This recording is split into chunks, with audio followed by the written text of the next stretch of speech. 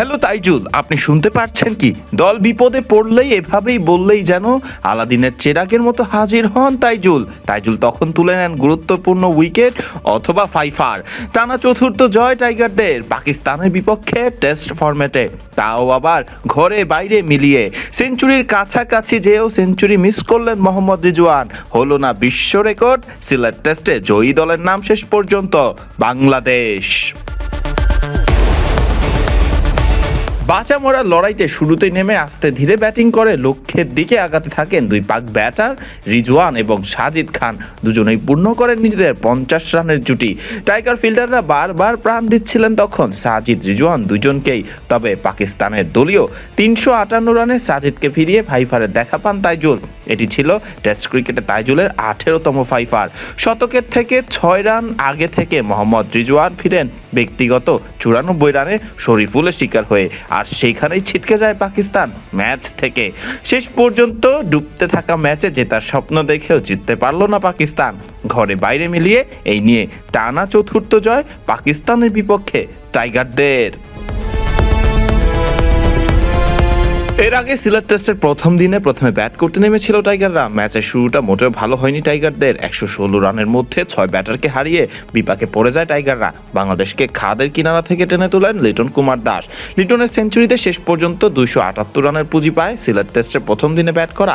যদিও এরপর বোলারদের নৈপুণ্যে পাকিস্তানকে কেবল 232 রানে আটকে দিতে পারে টাইগাররা, যেখানে তাইজুল নাহিদ দুইজনই পান 3টি করে উইকেট, তাসকিন এবং মিরাজ পান 2টি করে উইকেট।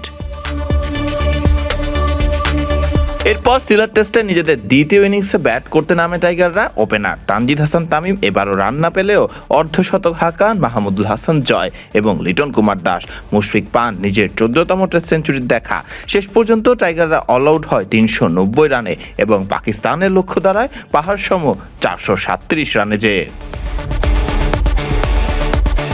437 রানের লক্ষ্যে চতুর্থ দিনে ব্যাট করতে নামেন দুই পাকিস্তান ওপেনার আজান আওয়াজ এবং আবদুল্লাহ ফজল। আজানকে এলবিডব্লিউর ফাঁদে ফেলে সাজঘরে ফেরান মেহেদী হাসান মিরাজ। আরেক ওপেনার আবদুল্লাহ ফজল সাজঘরে ফেরেন নাহিদ রানার শিকার হয়েই। এরপরেই যদিও 92 রানের জুটি বাঁধেন অধিনায়ক শান মাসুদ এবং বাবর আজম, তবে দলীয় 133 রানে বাবর ব্যক্তিগত 47 রানে ফিরলে ভাঙে বাবর এবং শান মাসুদের জুটি। বাবরকে ফেরান তাইজুল ইসলাম। এরপর দ্রুতই বিদায় নেন শান মাসুদ নিজেও, তাকেও ফেরান সেই তাইজুল ইসলাম। সিলেট টেস্টে জুটি বেঁধে ফেলেছিলেন অবশ্য সালমান আলী আগা এবং মোহাম্মদ রিজওয়ানও। উত্তপ্ত মাঠে সালমান রিজওয়ানের জুটি ভেঙে এবং হাসান আলীকে ফিরিয়ে টাইগারদের স্বস্তি দিয়েছিলেন তাইজুল ইসলাম। শেষ দিনে পাকিস্তানের দরকার ছিল 121 রান, আর টাইগারদের চাই মাত্র 3 উইকেট। পঞ্চম দিনে সাজিদ খানকে নিয়ে ম্যাচ বাঁচাতে নামেন রিজওয়ান, আর পাকিস্তানকে হারাতে নামে টাইগাররা।